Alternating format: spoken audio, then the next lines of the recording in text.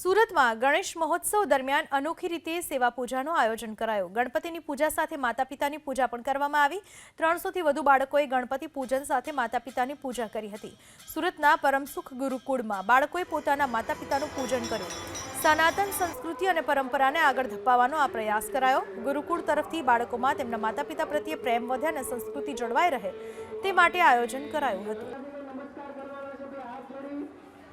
शाला केम्पसनी अंदर शाला में अभ्यास करता धोरण 1 થી 12 विद्यार्थीओना दादा दादी वडीलोए आज बाळको साथे शाला केम्पस पर हाजर रही अने शाळानी अंदर दरेक विद्यार्थीओ द्वारा तेमनुं पूजन करवामां आव्युं हतुं।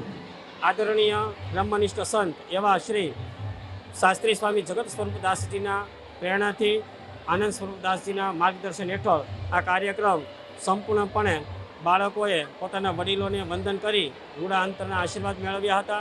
शाळानी अंदर संपूर्णपणे बाळकोनी अंदर संस्कारोनुं सिंचन थाय, बाळकोनी अंदर सारा एवा संस्कारोनी प्राप्ति थाय ते हेतुथी वडीलोए पण बाळकोने विद्यार्थीओने अंतररीत भेटी अने अंतરના રૂડા આશીર્વાદો પ્રાપ્ત કરાવ્યા હતા।